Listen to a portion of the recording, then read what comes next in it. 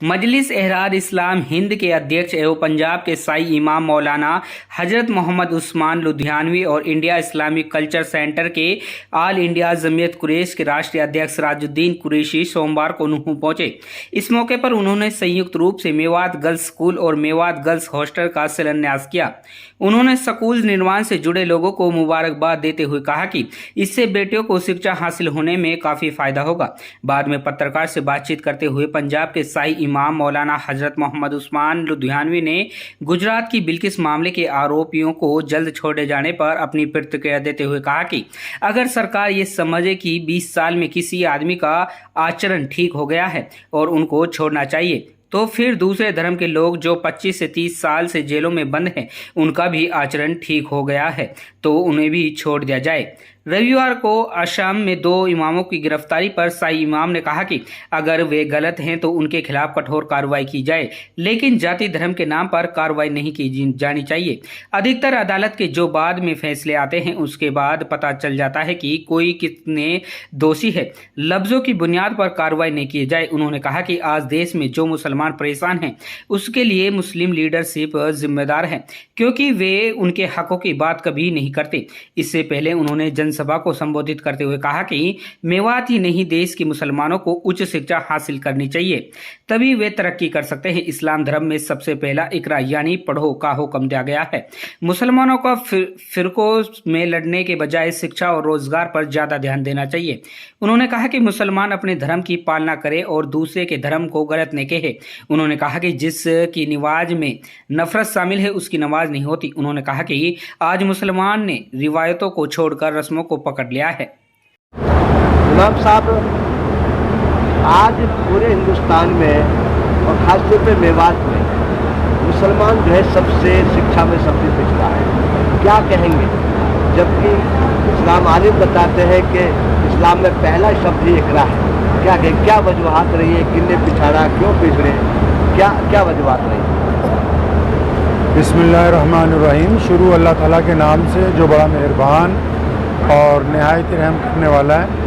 हमारे अजीज़म हैदर अली और दानिश भाई की दावत पे आज मेवात गर्ल्स स्कूल का जो संग बुनियाद रखने के लिए हमारा मेवात आना हुआ है यहाँ, तो मैं सबसे पहले तो इन्हें मुबारकबाद देना चाहता हूँ। आपको बस ये कहना चाहता हूँ कि देर आए तो दुरुस्त आए।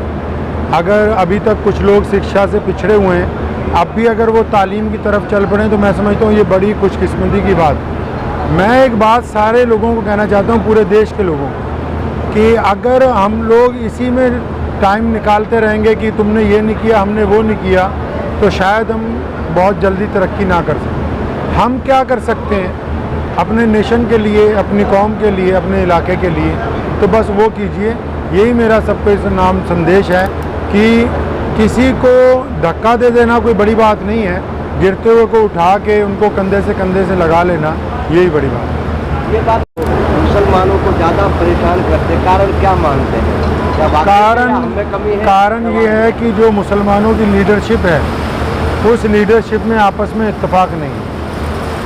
कोई भी जो हुकूमत होती है वो हमेशा लोगों के हक़ में हो या खिलाफ हो, लेकिन उसमें जो लोग नुमाइंदगी करते हैं जनता की, उसको देखा जाता है। तो इसलिए इस बात को जहन नशीन रखें कि हम किसी को इल्ज़ाम देने की बजाय ये क्यों नहीं समझते कि हमारी लीडरशिप कहीं ना कहीं बिखरी हुई है, कमज़ोर लीडरशिप। मेवात वो इलाका है जिसमें कभी मुगलों को अपना ही नहीं माना, अंग्रेज़ों से हमेशा आखिर तक लड़ाई लड़ी। आज अगर देखेंगे आप जब गुड़गांव से चले होंगे तो पता चल गया होगा कि हम मेवात में पहुँच। अब इनको कहना चाहता हूँ कि अंग्रेज़ों से लड़ते रहे, अब लड़ाई ख़त्म हो गई, आपस में ना लड़ें। अब कोई तरक्की की बात करें तो एक दूसरे का साथ देने की बात करें। अभी कल ही असम में 2 इमामों को जो पकड़ा गया है आतंकवादी संगठन के नाम से, तो इससे पहले भी पकड़े गए। क्या है, क्या तो बताया जा रहा है या क्या? देखिए, ये तो जब भी कोई फैसला आता है उसके बाद तय हो जाता है कि वो सही है या गलत है। लेकिन मैं सरकार से इतना ज़रूर कहना चाहता हूँ कि सिर्फ लफ्ज़ों की बुनियाद के ऊपर किसी को भी ये ना कहें कि ये देशद्रोही है। हाँ, अगर कोई बंदा वाकई अपने काम से देश के खिलाफ नज़र आता है तो उसके खिलाफ कार्रवाई होनी चाहिए, लेकिन किसी के साथ नाजायज़ धर्म को आधार बना के राजनीति में। बिल्किस वाले मामले में क्या कहेंगे?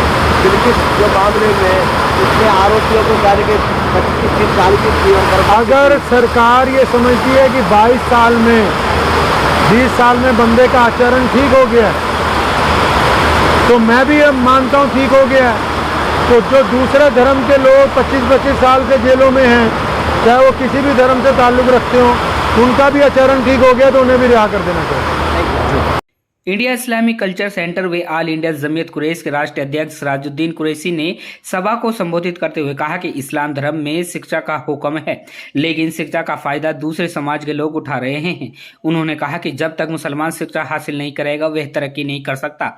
आज मुसलमान शिक्षा की तरफ ध्यान नहीं दे रहा है, जबकि शिक्षा हर परेशानी से निकालती है।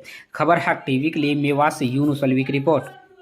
इस प्रोग्राम के अंदर जिसकी आज बुनियाद रखी जा रही है, आप लोग बढ़ चढ़ कर हिस्सा लें। और ये नहीं है कि इसके लिए आपको करोड़ों रुपया देना है। एक एक रुपये भी अगर आप इकट्ठा करेंगे तो मैं समझता हूँ कि इसकी बिल्डिंग बन जाएगी, स्कूल से शुरू होकर कॉलेज बन जाएगा, कॉलेज से शुरू होकर यूनिवर्सिटी बन जाएगी। आप एक दूसरे का साथ दें, एक दूसरे से मोहब्बत रखें, एक दूसरे के साथ कोऑपरेट करें, एक दूसरे के साथ मिल के चलें, इन सब पे मिला के चलें। तो मैं समझता हूँ कि तालीम का मसला नहीं, और भी बहुत सारे मसाइल हैं। और मैं अक्सर आता हूँ, यहाँ पर बहुत सारी बातें होती हैं, बिरादरी के कारोबार से मुताल्लिक़ होता है, तालीम से मुताल्लिक़ होता है, हालात से मुताल्लिक़ होता है, सियासत से मुताल्लिक़ होता है, समाज से मुताल्लिक़ होता है। ये सब बातें अपनी जगह चलती रहेंगी, लेकिन ये बात ज़रूर है कि जिसने तालीम हासिल कर ली वो पीछे नहीं रहा। आज मुसलमान आमतौर पर मुसलमान तालीम की तरफ बहुत ज़्यादा राग़िब नहीं है, उनको तालीम से कुछ लेना देना नहीं है। हाँ, एक बात ज़रूर है कि जिस घर के अंदर एक बच्चा भी तालीम हासिल कर चुका उसने अपनी पूरी फैमिली को पढ़ाया। तो आप भी इसमें पहल करिए, आप बच्चों को पढ़ाइए, चाहे बच्चों के लिए कोई भी मेहनत करनी पड़े, आपको उनके लिए कोई भी कुर्बानी देनी पड़े। एक जज्बा रखिए कि बच्चे को पढ़ाना ही पढ़ाना है। 2 वक्त की रोटी की जगह 1 वक्त की रोटी खाइए, और रुकी सो की रोटी खाइए, लेकिन बच्चे को तालीम से आगे करिए। हमारे पास हमारी कामयाबी एक है, तालीम हमारा ऐसा हथियार है जो हमको तमाम मुश्किलों से परेशान